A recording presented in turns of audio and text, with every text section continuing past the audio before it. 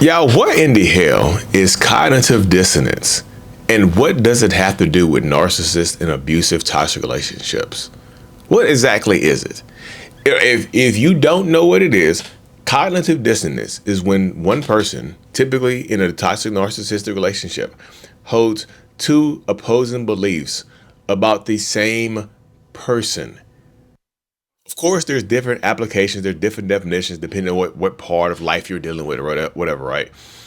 But when you are in the niche or the scheme of narcissistic abuse, it's typically when the survivor, the victim, the thriver, whatever role, whatever stage you're in, they hold two different beliefs about the narcissist. Like they have the reality and then the illusion. For the illusion part of this relationship dynamic, you see this person as the person you had in the beginning of the relationship, right? This loving, caring, doting person that was love bombing the hell out of you, right? But in reality, they're a lying, cheating, emotionally, sometimes physically abusive person. But your mind, it's very difficult to process that thought at the same time with the same person, right? You, in your mind, you're thinking, I love me, I love him, or I love her, or they love me, but they also hurt me. Does that make sense to you right there? That someone that loves you can consistently hurt you right here. Like, because a lot of different times what goes on in these situations, right, is that the illusion takes over. Why do we believe the illusion? Because the human mind wants to feel good, right? The illusion wants to make you feel good. This is why sometimes, y'all, the human mind is both complicated and simplistic at the same time. Your mind doesn't want to feel pain. It seeks out pleasure. So guess what? Guess what's more pleasurable between the illusion and reality of this toxic ass person? The illusion, right? The illusion is when they were love bombing you, where the intimacy was intimacy and from the top of the rope, right? From the top of the world. You could never had it like this before. This is something new. You've never felt this way before. The reality is that's the only time you ever feel connected to them. They only do it to you. They only do it with you when they want something or they need something from you. You know what I'm saying? The illusion makes you feel good, makes you feel wanted, makes you feel needed. The reality is who they really are, how they're actually treating you. So your mind doesn't want to deal with the pain. It really doesn't. The human brain, the brain of an empath, absolutely hates chaos, right? It wants comfort. So it's more comforting to believe that this person is a good person as opposed to believe their behaviors, the behaviors that show otherwise are true. You know what I mean? Your brain is going to consistently do this time and time again to sometimes justify the behaviors of narcissistic people. Oh, they cheated on me, but they love me. They hit me, but they love me. They lied to me, but they love me. Huh? Huh? Huh? Huh? Huh? Are we talking about the same person? This is why it's so difficult when somebody comes up to you, right, as a survivor. When somebody comes up to you and just says, hey, look, survivor, your partner is abusive. They are an evil person. And then your mind goes to the good times. They're not always bad. They've done nice things. We have fun together.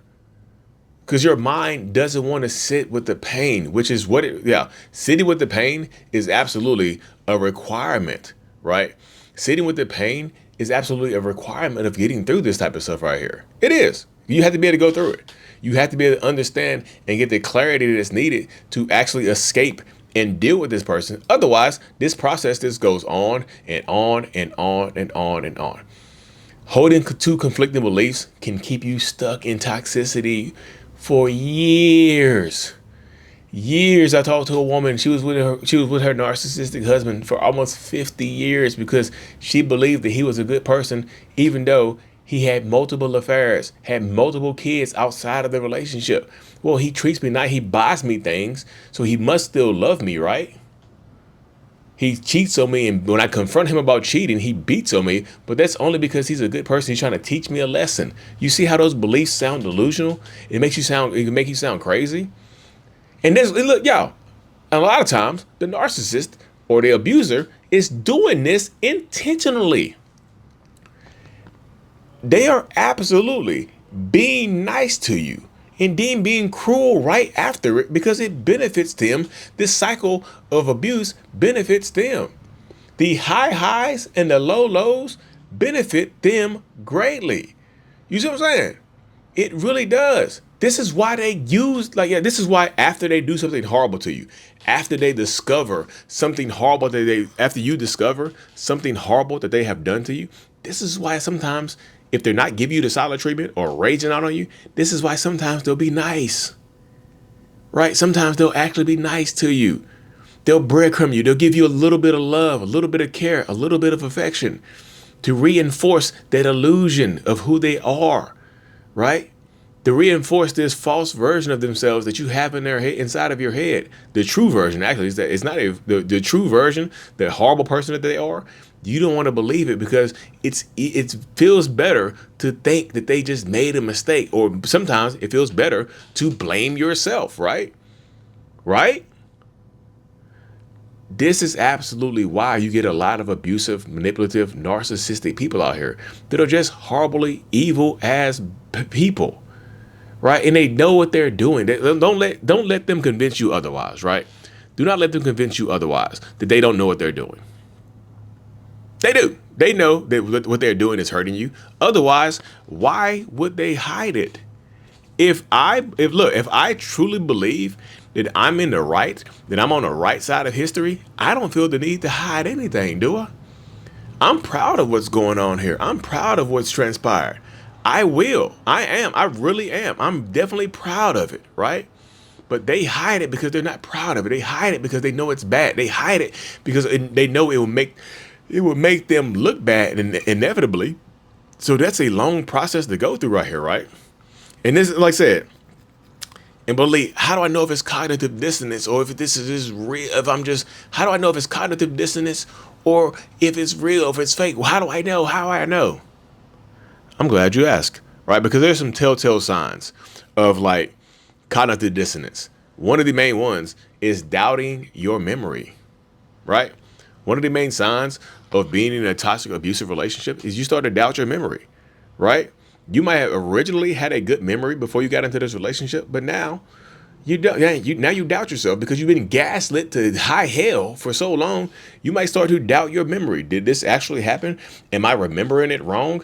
Am I over exaggerating? Am I making things up? You will start to self-gaslight. Sometimes you gaslight yourself. The narcissist doesn't even have to gaslight you anymore because they've done it so much and so effectively that you do it to yourself now. They don't have to. Right? So you're gaslighting yourself. You're attacking yourself. They no longer have to. So when you're doubting your memory about actual events, about actually what they have done, the severity of what they've done, this could be a telltale sign that you're in a state of cognitive dissonance, right? Another thing that a lot of people will do, a lot of survivors and thrivers will do, is you'll start to justify their behaviors, right? You'll start to make excuses for the things that they do. They hit me because they love me. They hit me because I shouldn't have went through their phone. Of course I deserve to get hit. Maybe it is my fault. Maybe I do just not want to be happy. That's why I went through their phone. That's why I'm always that's why I'm always just overreacting and things like that. Maybe it is my fault. Maybe I have to be a better husband. I have to be a better wife. And they won't cheat on me. They won't hit me. They won't scream and yell at me. They won't steal from me. Maybe that's the way it goes right there. Maybe I have to go about it this way right here. You start to blame yourself and justify their behaviors. That's what happens, y'all. Or you find yourself constantly apologizing for things. Even about just having normal human emotions, you will find yourself apologizing for that. Y'all know how many people that I talk to over Zoom that they'll just start crying and then they'll apologize to me for crying. I'm so sorry for crying. Why are you apologizing to me? You're a human being. You can cry. That's a telltale sign that something is going on, right? You've been stifled. The tears are going to come out. Yeah, the tears are going to come out one way or another. Whether you want them to or not, the tears are coming. You see what I'm saying? You should not have to apologize for being a human being and having rational emotions and crying and experiencing these emotions in a healthy way. No. How does it make sense, y'all? How does it make sense right there in that situation right there? So if you're constantly apologizing, if you're doubting yourself, or if you justify their behaviors, yeah, those could be telltale signs of cognitive dissonance. Or you get stuck making decisions, right? You get paralyzed making decisions that are tough In the moment, should I leave or should I go? Freeze, paralyzed. You stayed anyway because you're not taking action. That paralysis in the moment is that if all of this stuff coming together, you could be in a state of cognitive dissonance because of it right here, y'all. It really is. And because, like I said earlier, because the illusion makes you feel good, a lot of people go to the illusion, this illusion version of them, this fake version of your abusive person. You go to that because it makes you feel good. I'm telling you, some people go to the good times. You hold on to the good times because that's all you have. And there's so many people that tell me, like, Lee, it's not always that bad. And I tell them, like, yeah, of course it's not always that bad, right? If it was always that bad, if it was bad 100% of the time, you wouldn't be talking to me. There'd be no need for us to be on this session or anything like that because of what's going on now. Like, there'd be no need. There'd be no chance of us talking. We wouldn't have to talk for anything because it was all bad. You would just leave. Of course, there going to be good times, right? That's what I'm just saying. Like, there's so many survivors and thrivers out there that create this fantasy version of what their life could be, not what it actually is. And that's understandable because, again, it goes back to the dopamine hit of feeling good of the good times, the good memories. And so you create this future in your mind that things could get better if you hold on a little longer, if you change this about yourself, if you stop complaining and stop trying to hold them accountable, stop going through their phone, stop worrying about what they're doing, stop texting them late at night when they turn their phone off. That could be a sign of it as well, right there, right? That's justifying right there. You see what I'm saying? This fantasy version is understandable, but in order to heal, you have to be real. And I'm not trying to rhyme; that just came out that way. In order to heal, you have to be real with yourself about what's actually going on, what's actually transpiring, who they actually are. Clarity is absolutely key in these situations. Clarity is key. It absolutely is, y'all. And this is why so many people, when you are experiencing cognitive dissonance, it can absolutely make you feel like you're going crazy. This is when people say, I feel like I'm going crazy. I don't know what to believe. I don't know what's actually going on. That's cognitive dissonance, y'all. I don't know what to believe. Should I believe the 15 friends that saw them cheating on me, the text messages, the screenshots, the pictures that I saw, the proof, or should I believe my partner because they made me feel good 5 years ago? I just don't know what to believe. I'm going crazy. Maybe everybody else is against us. Maybe nobody actually wants to see us happy. You're going to feel like you're going crazy, y'all. This push-pull dynamic, again, is constructed by the narcissistic person. They do it on purpose. They push, pull, keeps you addicted to the cycle. Because, y'all, let's be real. When you are dealing with this type of stuff, the narcissist loves the push-pull. They actually damn near can get addicted to it as well. They like the push-pull because it's addictive. They get a high from it, especially when they can successfully make you feel like you're going crazy or successfully have you apologizing for something that they did to you. They feel amazing. Sometimes they're laughing behind your back, y'all. So like I said earlier, a big, huge part of healing is understanding what you went through. Clarity is key. Having a name, cognitive dissonance, two competing thoughts at the same time about the same person. One fake, one real, one illusion, one reality. That's why so many people get stuck right here, y'all. So understand, do a little bit more research on cognitive dissonance and understand how you can find out ways you can break it. I have a course called Finding Your Why, Healing from Narcissistic Abuse, where you can find that at courses.mentalhealness.net. You can find my course there, Finding Your Why. It helps you understand what you went through, helps you heal, helps you get that clarity that you need, and all that other good stuff, y'all. Anyways, if you made it this far, you might as well hit the subscribe button, y'all. We're going to try to hit 1 million by this time next year. We'll try to hit 1 million subs. I'm about to start doing story times. I'm about to start getting very, very active. So y'all going to bear with me. Y'all coming with me, y'all. Hit the subscribe button. Share this with a friend. Share this with a family member if they need some help or whatever. Not the narcissistic person, because that can lead to you getting more cognitive dissonance, right? It's not me, it's your lead. They're going to start blaming me for the stuff, right? Matter of fact, I got email over her recently. A woman was blaming me for her kids cutting her off. She's like, you should do, your videos got my kid not talking to me no more. I'm like, you didn't do nothing? No. Okay. All right. Peace. Anyways, y'all hit the subscribe button. I'm out. Peace.